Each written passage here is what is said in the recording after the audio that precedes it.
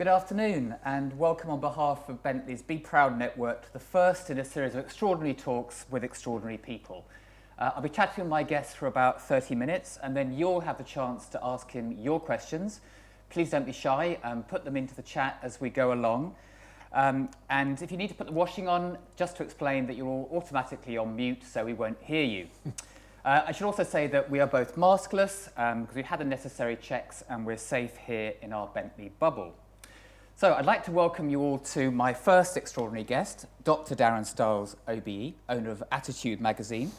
Here we are with the lovely Kylie Minogue. Five-time cover star. And we're here in your studio in beautiful countryside. We are, yes. It's an unusual place, I think, to find the world's biggest LGBTQ media brand. I think we're in a little studio in a converted barn on a farm on the Surrey-Sussex-Kent border.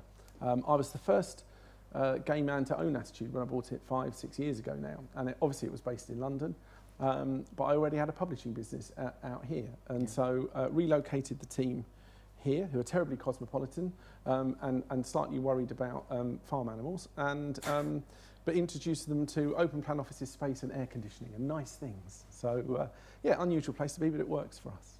You're saying up there is you've got a dressing up room. Well, you haven't, but the team. Well, yeah, has. I haven't. No. what I do in weekends Yes. and on my own time. Yes, we have. Yes, so our fashion team are based in this studio, and we have a large room upstairs where all of the clothes and samples for fashion shoots come in and out. And yes, it does sound like a fantastic dressing up room, but the really expensive haute couture stuff is loaned and given back. And so what's left tends to be things like roller skates and latex underwear and winter clothes during summer season and vice versa. So you can dress up, but it'd be a weird old outfit. I can't. We should also explain to our viewers that we haven't shrunk. No, these are oversized chairs. Yes, and as is that A. And a very large A, yes. Okay. So Bentley's mission is to provide its customers with extraordinary journeys. And I think it's fair to say your life has been, thus far, both extraordinary and a journey. Yes. Yes, things never quite work out as you imagine they might. Yeah, I left school actually with 3 O-levels, wanting to be a journalist, and my local college couldn't fit me into business studies, and I wanted to write, and so my mum and dad's family business was a newsagent, so I was surrounded by magazines. My dad had previously worked in the print, and so Cage and Avery Birds, that's a real magazine. Estates Gazette, also a real magazine. And so used to see all of these people coming through the door, and the slightly mad-looking chap who bought New Scientist. So,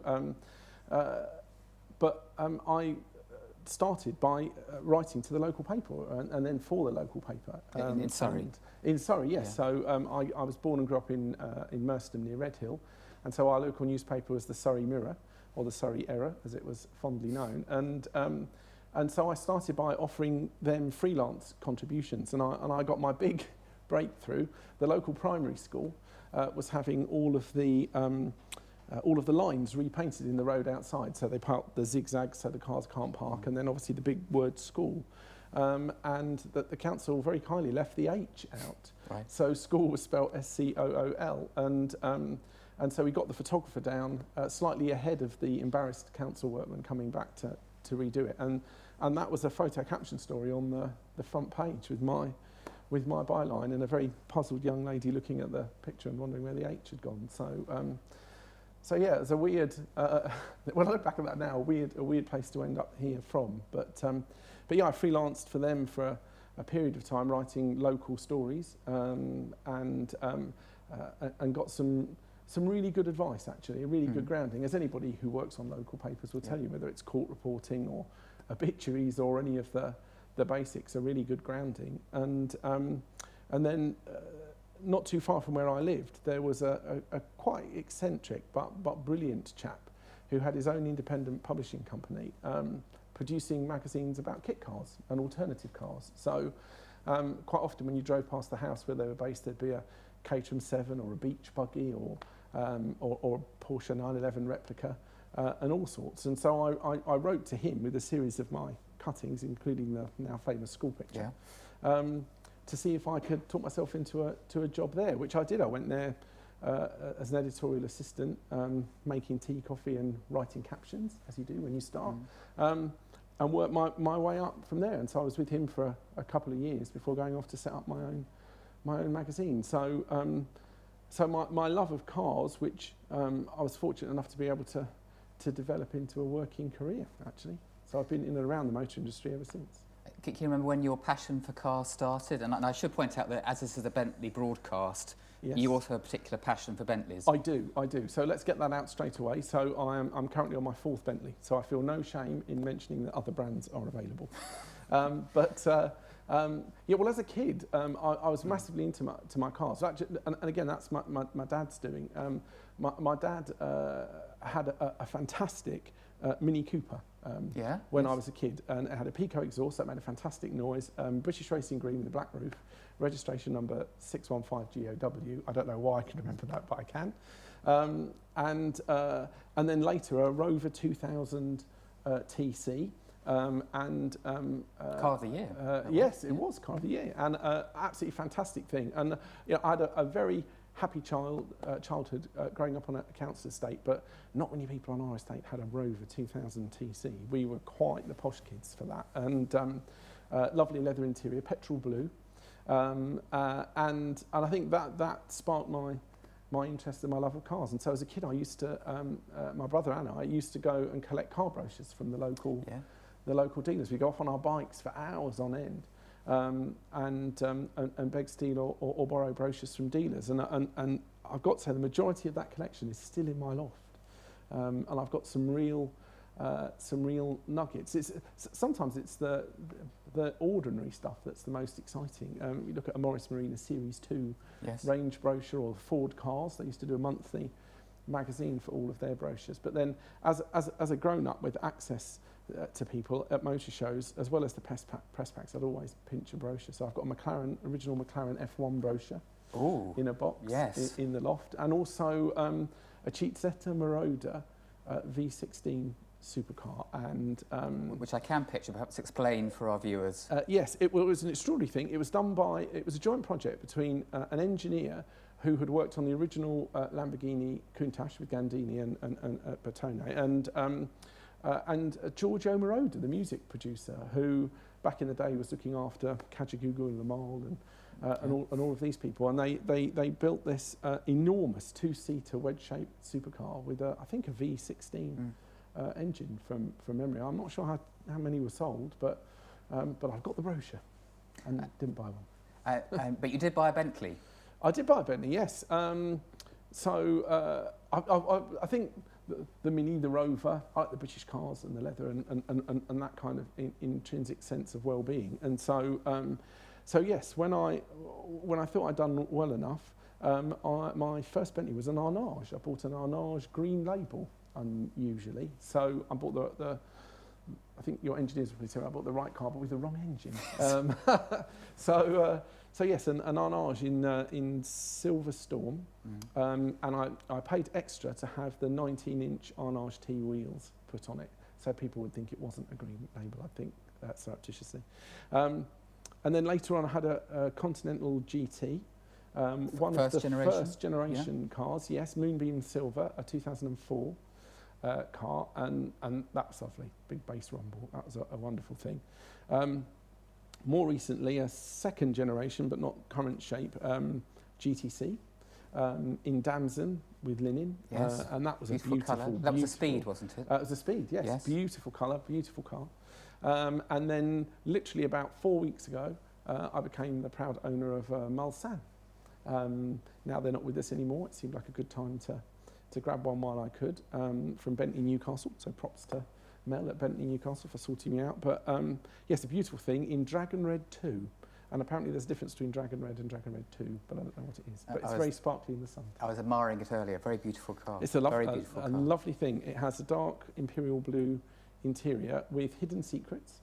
So you open everything up and it's scarlet to match the outside.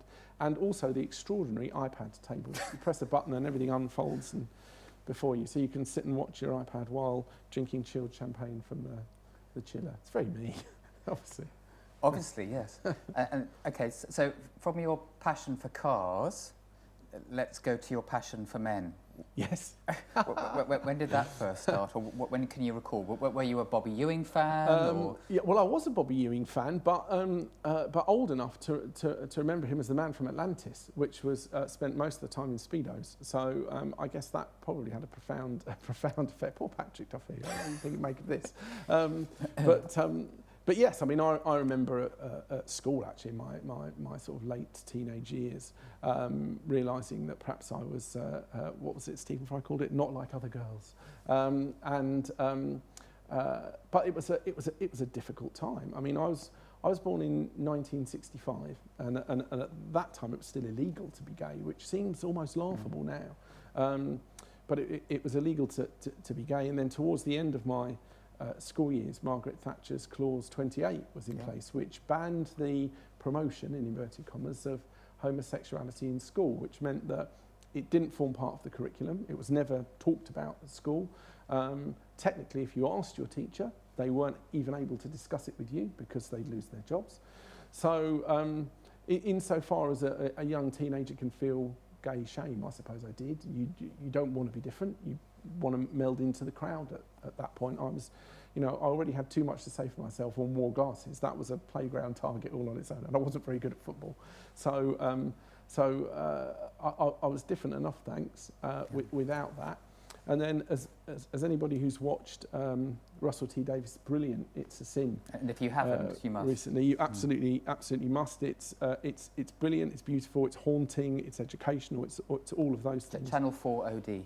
Yes, website, yes, absolutely. And so that was the time of the AIDS crisis. So there was a direct correlation in everybody's minds, mine included, between being gay and dying of AIDS. It seemed an inevitable consequence. And so at that time, I was hidden away, I was closeted, and many men were. That period of ignorance damaged a lot of people. And so I parked it probably for 10 years, maybe locked more. it somewhere in your head and Yeah. the box. And just got on and focused on other things. Didn't think about men, didn't think about boys, didn't think about that part of my life. Focused on my business. I'd launched my own publishing company by then, publishing consumer magazines and also customer magazines for clients various, and I'd done pretty well enough to buy a Bentley Arnage, and was totally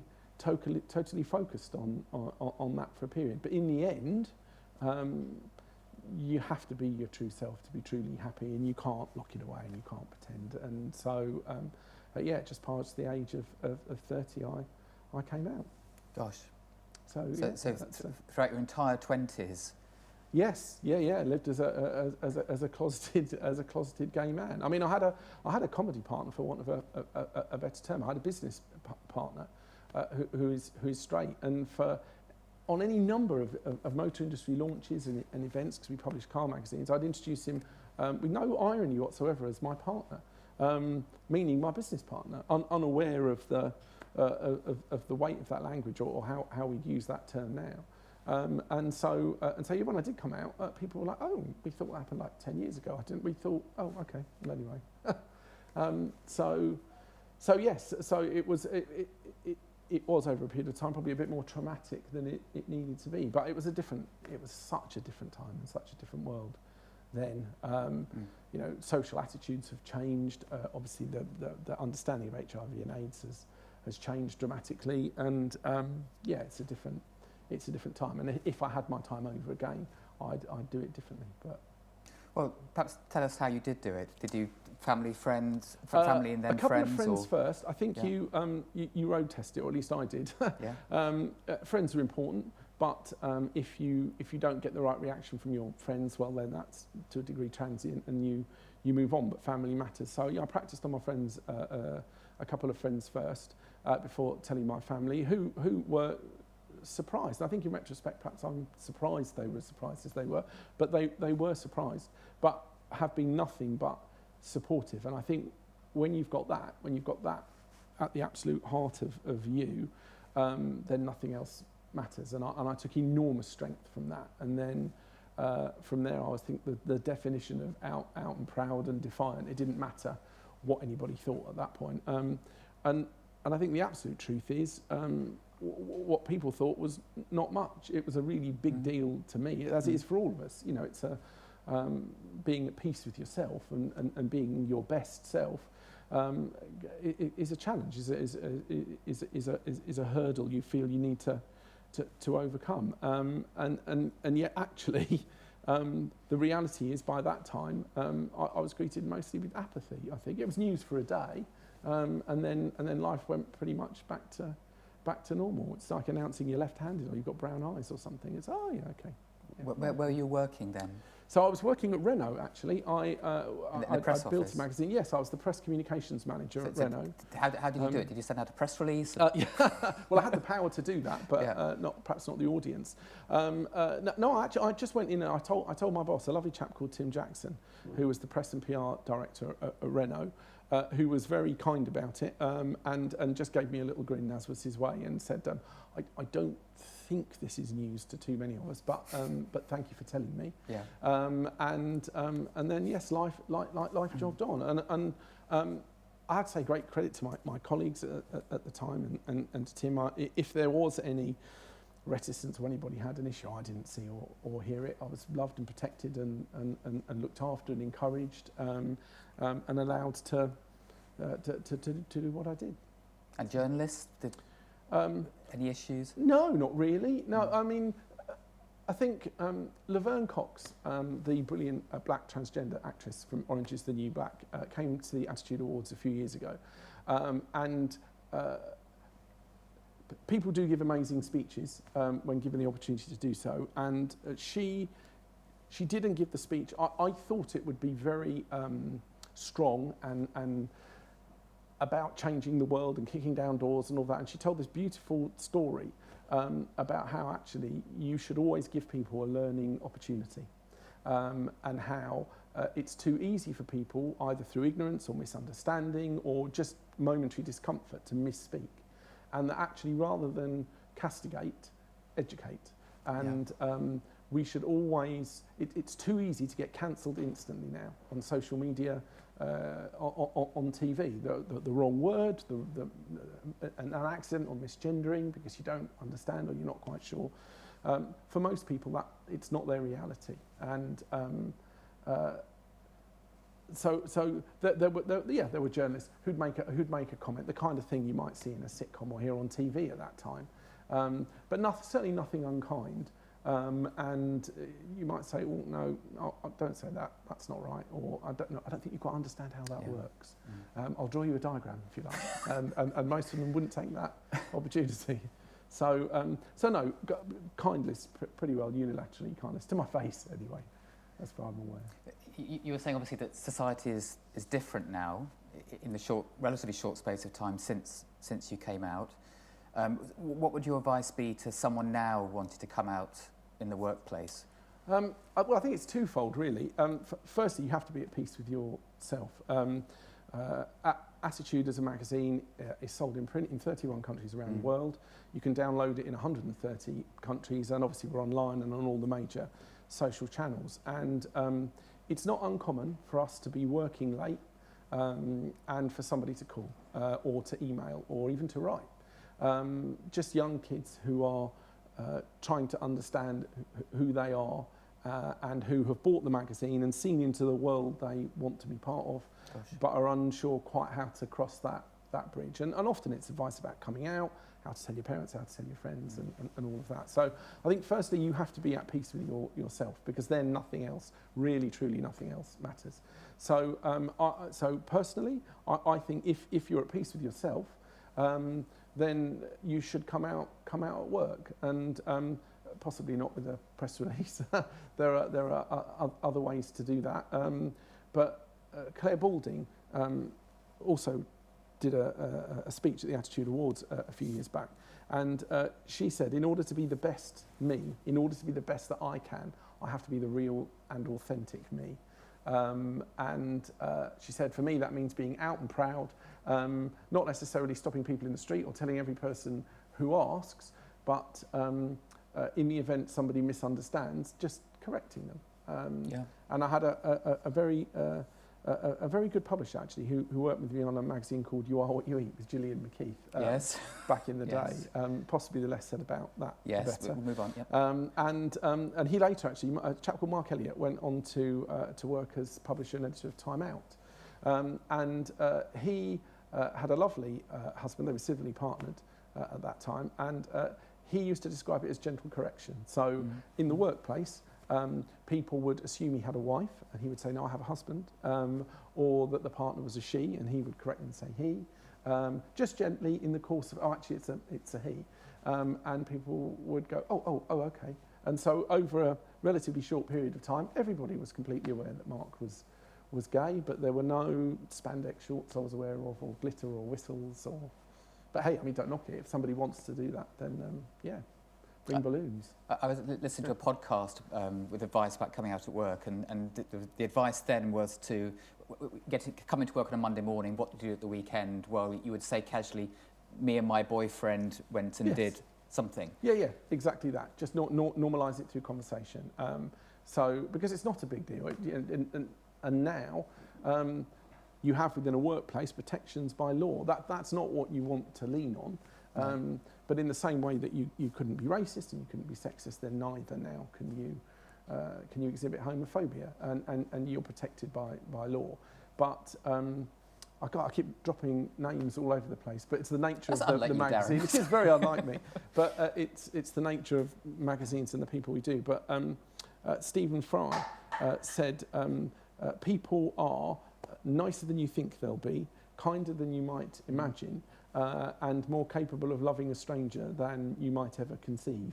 And it's easy to forget that now, given how social media behaves or the sort of stuff that you see on TV. And I think any sensible employer, anybody who works with anybody,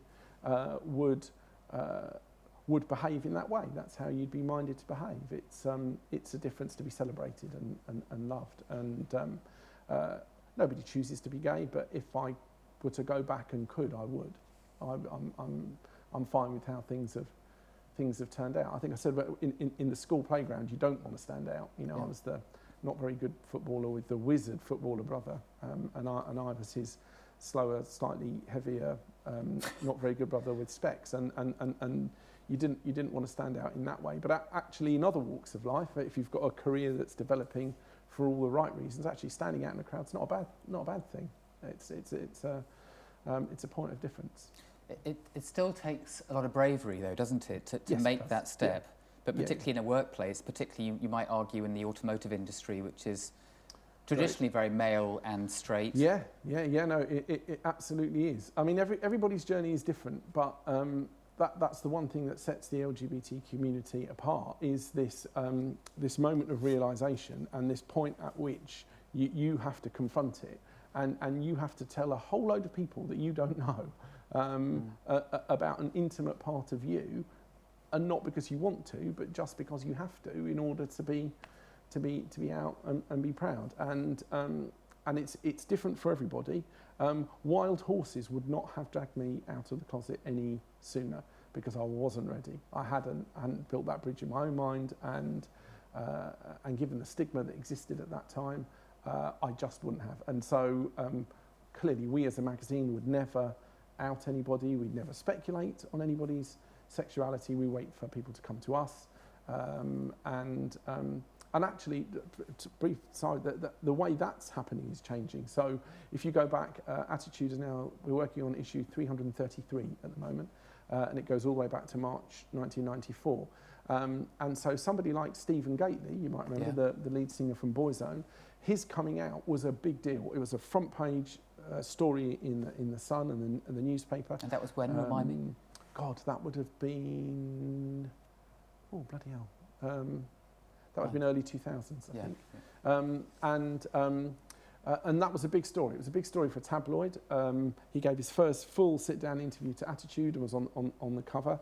And actually, George Michael also gave the first proper sit-down interview with a gay magazine to Attitude. And it was a really, really big deal. Fast forward to last year, and there's a brilliant American actor called Brian J. Smith. who was in BBC's World on Fire and a couple of other big shows. And we went to interview him just because. I think he was actually in a Netflix series that was coming that he was promoting. And we went to interview him. And mid-interview, mid-sentence, he asked about London and then said, oh yes, I used to live in London for a couple of years with my boyfriend at the time. And there was a sort of momentary thing, that's not in the notes. And that was his coming out interview. He just came out in the middle of a conversation, in the middle of an interview, and he was on the cover, but we didn't do it overtly, we didn't make a big thing of it, but then once the story got picked up online, it ran around the world. But really different reaction now, either way. How important have allies been for you over your life? But personal, friends, at work, particularly in your 20s.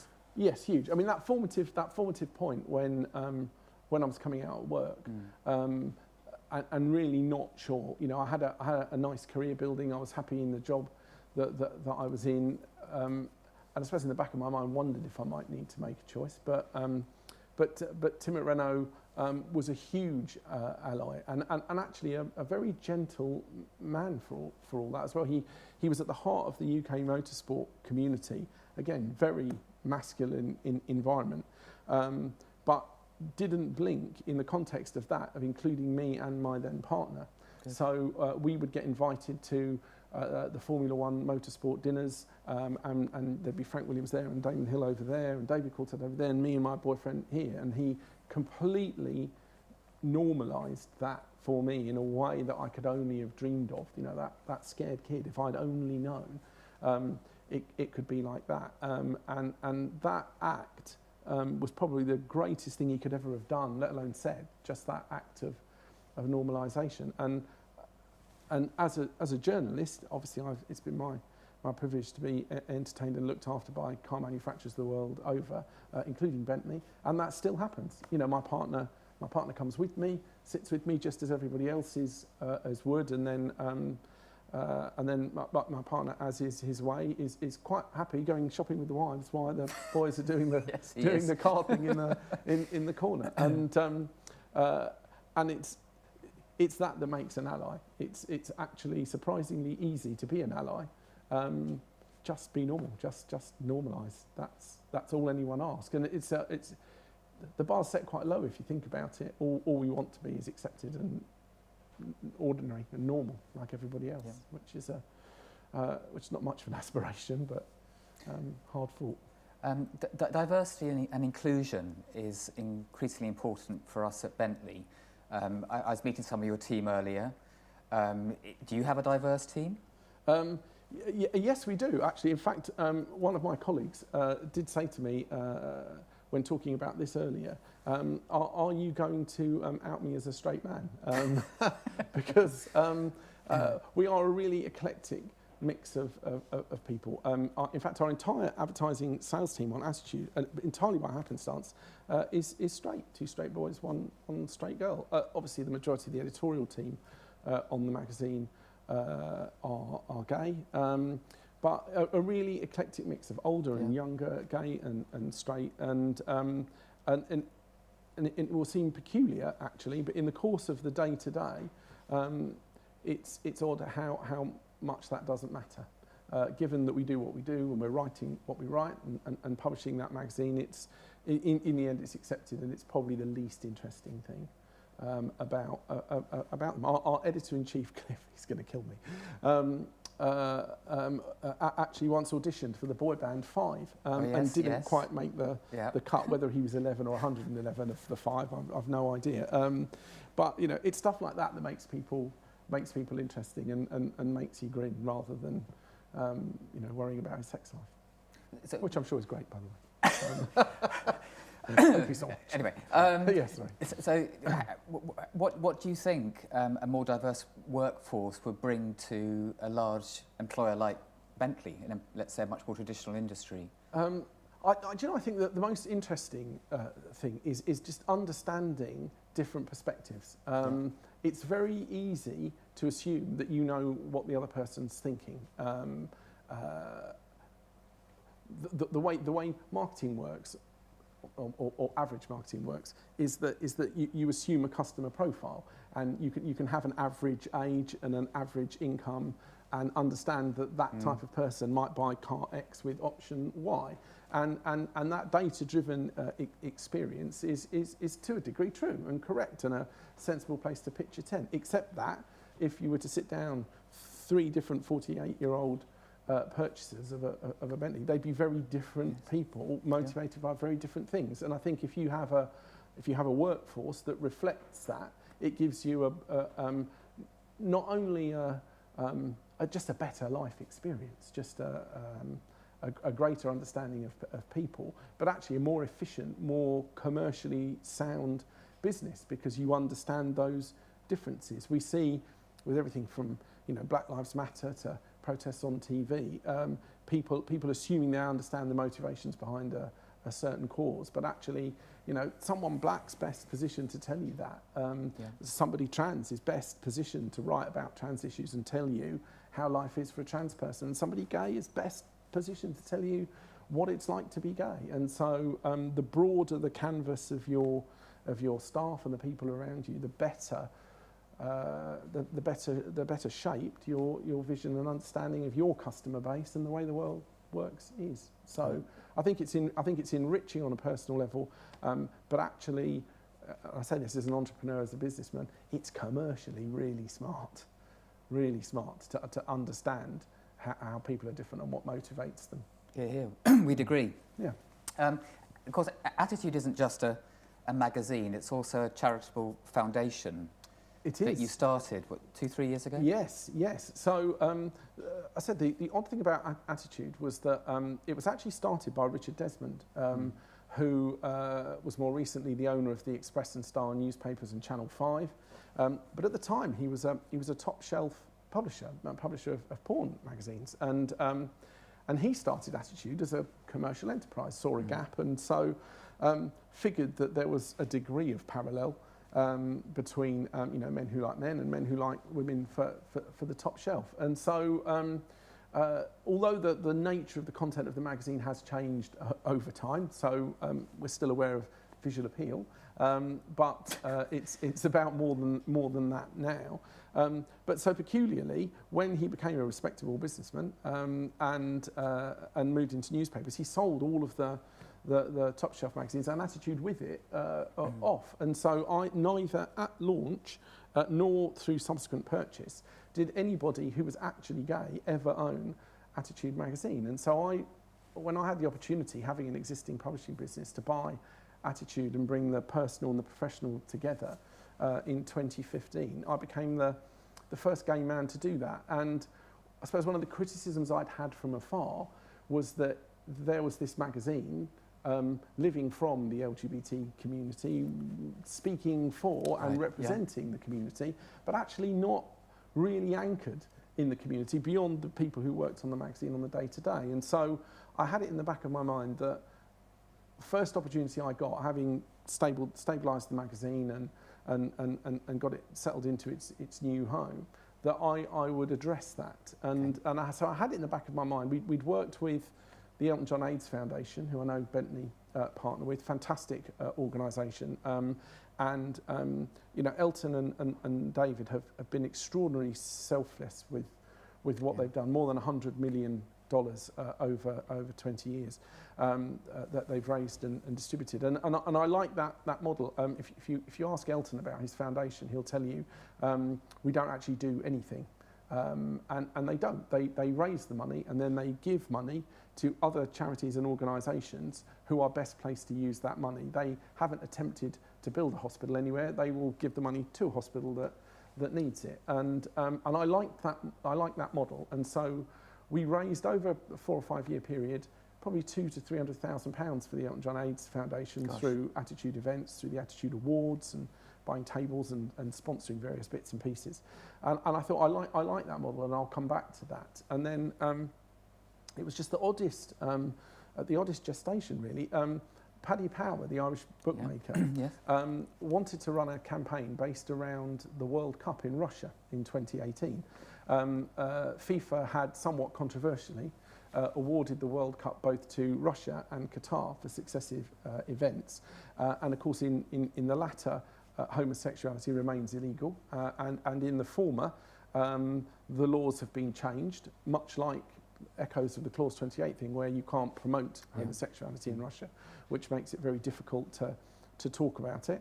And so Paddy Power thought it would be funny if they harnessed the power of the Russian national football team, so that every time they scored a goal at the World Cup, they would donate £10,000 to an LGBTQ charity. So Excellent. The harder the Russians tried to win the World Cup in their own backyard, the more money they'd be raising for gay people who they didn't appear too fond of. So they took that idea to a number of charities who just thought it was a bit too racy. They weren't sure perhaps about the gambling angle, and they certainly weren't sure about necessarily annoying Russians particularly.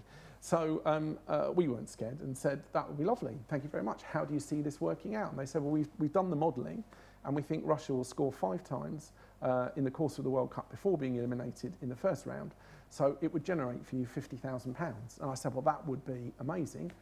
We can do a lot with £50,000. But as happens with most home nations at sports tournaments, as we did at the Olympics and so on, the home nation does a bit better than you think. And they went all the way to the quarterfinals, and we ended up with a donation of £170,000. Wow. And that was enough to plant a real bedrock and say, right, okay, we can do some good work here. And so now our own events, the Attitude Awards, the Attitude Pride Awards, the corporate customers that support us year round, a percentage of that proceeds goes into the Attitude Foundation, keeps that topped up, and we've gone on from there. We've now raised in the intervening 3 years more than £250,000 in total, and support charities large and small. Still beyond John A's Foundation to a bit, but also a couple of really interesting micro charities. There's a chap called Ollie Pike who runs a business called Pop and Ollie that writes, illustrates and produces these brilliant children's books for primary schools that just show within there people who've got 2 mummies or 2 daddies or kids with disability, to normalise it in the school and learning environment. And we've put full sets of those books now into 150 primary schools, and then done a similar thing with Juno Dawson, the brilliant trans author. She's written a book called What's the Tea, which essentially explains transgender. Brilliant, brilliant book. And we've paid for that to go into 63 schools so far, I think, who've requested copies at our expense. So stuff like that's a really nice way to change the world a day at a time, I suppose. And then just finally to sort of finish on that, which is quite a nice loop back, putting money, having earned that money through Paddy Power from sport, putting money back into sport's a bit of a trick, because there are a number of sports where there aren't many LGBTQ personalities, football being one of them. I mean, there are no gay footballers, as we know. And so there's a gentleman called Luke Tufts, who is the manager of Ashford Town in Middlesex, which is the approximate equivalent of League Division 8, who is openly gay, out and proud, and brilliantly successful. He's done really, really well. He's moved up through the pyramid, they call it, and we hope destined for great things. And in order to be able to manage at Football League level, he needs a UEFA licence that costs £2,500–3,000. And due to coronavirus and whatever, he's not been working, and that opportunity looked to have slipped away from him. And so we've been able to use some of that Paddy Power dowry to pay for his licence. And so our hope is that should things go well a year or 2 from now, he could be the first ever openly gay manager in the Football League. And wouldn't that have been a brilliant thing to do? And all because the Russians kept scoring at the World Cup. When they finally got eliminated, Paddy Power projected a rainbow flag on the Russian embassy in London with the note saying, thanks to the Rainbow Russians from the LGBTQ community. I wasn't there, I had no part of it, I don't want anything to do with it, but it was a brave thing to do. Thank you, Darren. I think I've monopolised you enough, so I'm going to get my lovely assistant Belinda's got an iPad for me with, I hope, lots of questions on it. Lots of questions? Okay, brilliant. All right. I'm worried. I know my staff have logged on, so. Wow. Okay, let's start. No particular order, Darren. Are you ready? It's terrifying. Yeah, go on. As we, Bentley, are a male-orientated company, do you think the topic of toxic masculinity is important to discuss alongside LGBTQ plus issues? Yes, because it all comes from the same heart. Whether it's race, whether it's gender, whether it's sexuality, it all comes from the same heart and the same place. So yes, I do. Equality means equality. And as they say, until there's equality for all, there's not equality for any. So yes, I do. Obviously, it's not something. Again, it's quite difficult, isn't it? I'm a white cisgender man, so there are areas into which it's dangerous to stray. So that's not something I feel the effects of. Yeah. I have to say, I have worked with some incredibly brilliant, high-powered women. And actually, going back to my time at Renault, I can remember while I was at Renault, they appointed their first ever female board director. And can you imagine, that was 1993. As recently as 1993, there was a big kerfuffle. A lady called Chris White was their first ever female board director. And that's nuts when you think about it, obviously. But now, happily, all around. Yep. And so, yes. But yes, absolutely, it's one and the same thing. Diversity and equality means based on colour, race, religion, sex, gender. Thank you. Next question. What advice would you give to those wanting to be allies to the LGBTQ plus community? I think, as I said earlier, it's really easy. The bar is set quite low. We just seek acceptance and what everybody else has. Yeah. If you see or hear discrimination, speak up and speak out. We're all now protected, as I said, by law, and I think society's moral compass has changed in that regard. I think if you were to hear somebody say something racist now, you would wince. Yes. And you would feel compelled to intervene. There was a fantastic video actually I saw online last week, a woman on a bus who was being abused, and a black woman on a bus who was being abused, and 3 white guys threw the guy off at the next stop. And so intervene if you hear or see anything untoward.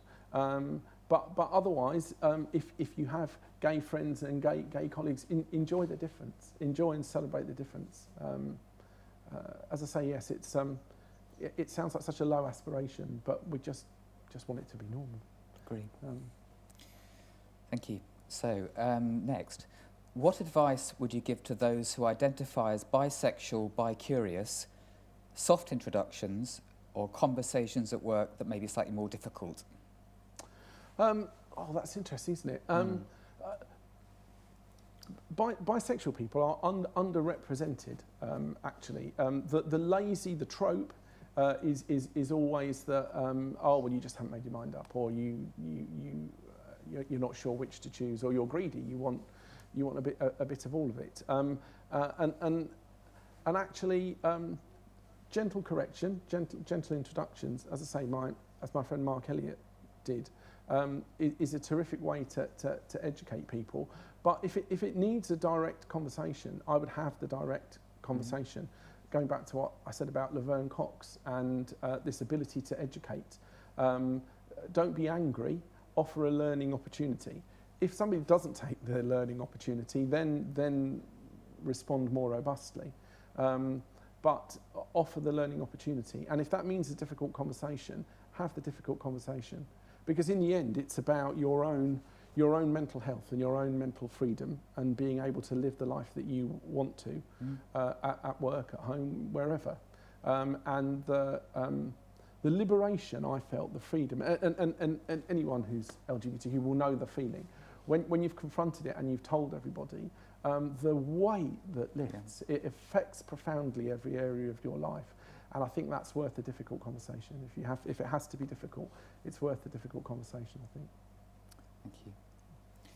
Have you addressed situations of difficult people, either in work or in your personal life, who may have been dismissive or negative towards you being gay? Yes, I think we've all bumped into that. Yeah, interestingly, when I was working at Renault, there was a girl, but before I'd come out, there was a girl who, in every respect, was beautiful and charming and lovely. But if we were in a social environment after work with a few drinks, she would become especially interested in my sexuality and why I hadn't come out. Even though I hadn't come out to her, she seemed incredibly fixated on it. And it seemed sort of slightly odd at first and even funny, and over time became quite wearing. So she didn't know, she was guessing, or? Well, she was guessing. Yeah. She was guessing, and you know. Because you didn't have a girlfriend, or? No, I didn't have a girlfriend. Never spoke about a girlfriend. Showed no apparent interest in girls. Although that said, in the work environment, nor had I showed any interest in men. And so she'd get quite animated and quite frustrated that I hadn't come out, and that was the first time in a work environment where I did then have to take it to one side and say, you just need to stop. It doesn't matter what you think or who you think I'm or what you think. This is really inappropriate and incredibly unkind, because if I'm not, that's hurtful, and if I am, that's hurtful. There is no win here, and I don't know why you're finding that quite so interesting. And so she did back away and did apologise. And that was the first time I'd had to do that in a work environment, and that didn't feel good because you just want to go to work and be and be normal. In the course of life, unfortunately, as the publisher of Attitude, being as high profile as we are, and being online and permanently on, always on, all kinds of stuff finds you. So for all the good stuff, and there's plenty of it. We do get some unfortunate letters. We do get unfortunate comments. We have to moderate a lot of our social media responses. Certain stories trigger it. Certain opinions we hold trigger it. And I've been beasted more than once on social media by groups that come in packs because they don't agree. There is an organisation that seeks to represent lesbian, gay, and bisexual people, but absolutely not transgender people. And for us, that is unacceptable. We are one community. We speak as one community, always have.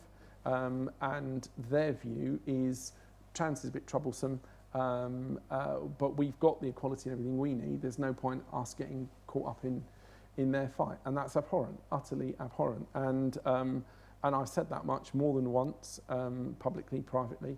And the Twitter pile-on has happened to me, and it's not nice. I'm robust, and I don't care, and I can watch it. But it's quite shocking when it happens to you for the first time. And I was sent a pre-written 14-thread tweet that was an absolute pile-on, and then lots and lots of people coming in behind it. So in the end, it chokes everything else you might see or read, and that went on for days, absolute days, and there's so many, you can't block them or get rid of them, so in the end you just have to abandon it and come off for a bit and let it settle down, and yeah, that can be quite tricky sometimes, but once it's happened once, you kind of work how you deal with it. But I can see how certainly celebrity types are so profoundly affected by things like that, because you're sitting on your own sofa,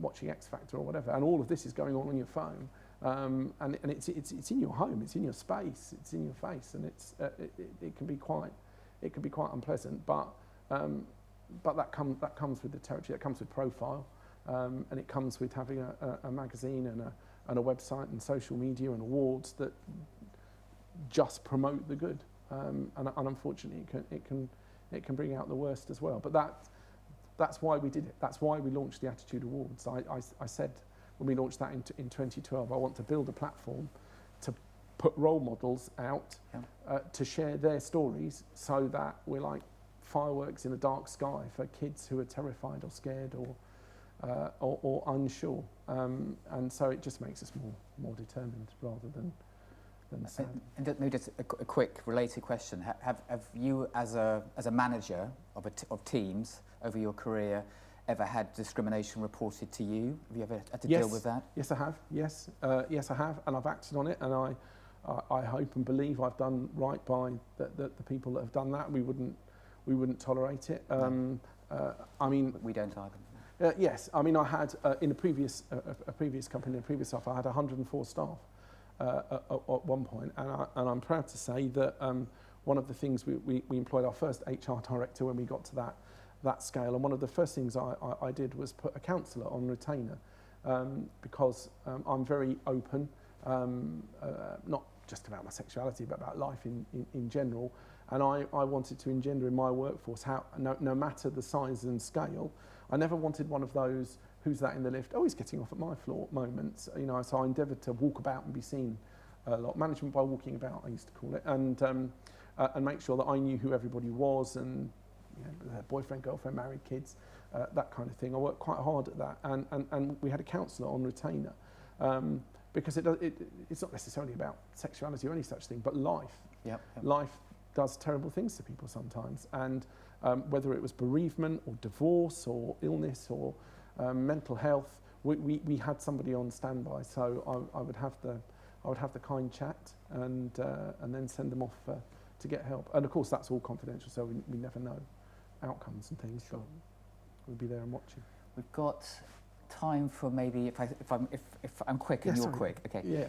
So if you are different in any way, neurodiverse, LGBTQ, disabled, do you have a responsibility to be your own advocate, to push for equal treatment, to call out issues, to improve awareness in others? Or is it okay to go, I have enough challenges on my plate without trying to fix the world? What advice would you give? It's a clever question. It is a clever question. I would say there is a bit of a responsibility on you because I think giving people that learning opportunity is a gift, is a wonderful gift. Yes. Look at Rosie Jones. Rosie Jones, Attitude Award winner this year, lesbian, disabled comedian, one of the funniest, kindest, most beautiful people I have ever met. She's changing the world because she's brave enough to do it, and it's a beautiful thing. So find her awards speech for the Attitude Awards on YouTube, Rosie Jones this year. She's an exemplar of the best of us, absolutely. Okay. And then, when a company has not previously spoken out in support of diversity and inclusion, from your experience, how would you suggest they start to do so in an authentic way? Ask their people, ask their staff, look inside, the assets there. So you have a human resource. Ask your people, first of all. They're the best guide, they're the best measure internally. Externally, to speak to people like us, to Stonewall, the charity Stonewall. They have a whole range of schemes to help employers. Most often we find when we're dealing with commercial partners and corporates, it's not a lack of desire to engage, it's a fear of getting it wrong. And we all have the opportunity to take that fear away, not just from our employer, but from our friends, from our family. We have the opportunity to take that fear of difference away. And so the staff are a great, your own staff are a great resource to point you in the right direction. And we have helped, part of having the Attitude Foundation has been about helping our commercial partners not just want to talk to or sell to the LGBTQ community, but actually to support and engage with the LGBT community. It's not just about taking the money, it's about giving a bit back and engaging beyond that June Pride Month every year, about being visible the whole year round and doing more the whole year round. So yeah, that would be my advice. Give them a gentle nudge and let them know you're there and willing to help and guide. Good advice. Thank you. Just a quick question from me. You humbly didn't mention any more about your OBE. I didn't. For what did you receive that for? For services to diversity, charity, and the economy as an employer, as an entrepreneur, and on account of the work we've done both with the Elton John AIDS Foundation and now the Attitude Foundation. And it's a brilliant, beautiful thing. And you get a letter that you're not expecting. It really is super secret. You have no idea it's coming. I had no idea it's coming. And I remember calling my mum and saying, "Mum, you're not going to believe this, I'm getting an OBE." And there was a pause, and my mum said to me, "What the hell for?" and I've used it as a stick to beat her with since. And then she went, "Oh no, congratulations, that's absolutely amazing." And so I took my mum to the palace, as you know. I took my mum, my boyfriend and my brother to the palace to collect it from the Prince of Wales. And it's a wonderful, it's a wonderful thing. And I've not yet, because of coronavirus and everything, since it's all happened, I've not yet booked an economy ticket on a plane with the OBE, so I don't know. Do I get to turn left now? So I'm not sure if there's any little bonuses I'm missing out on. But well earned, and thank you so very much for your time, Darren. You're very welcome. You want a quick plug for the magazine? Yes, well, like I say, it's available in all good newsagents every 4 weeks, 13 times a year, online and all over social media. And the website is attitude.co.uk. Attitude.co.uk, and if you get a chance, check out our YouTube account, because there's some incredible video inventory there. There is. For all kinds of people with all kinds of stories. So definitely worth a watch. Thank you. Thank you very much. And thank you for watching. If you have any comments or feedback, we'd love to hear it. Please email it to be-proud@bentley.co.uk, and we look forward to seeing you on the next Extraordinary Talks. Thank you.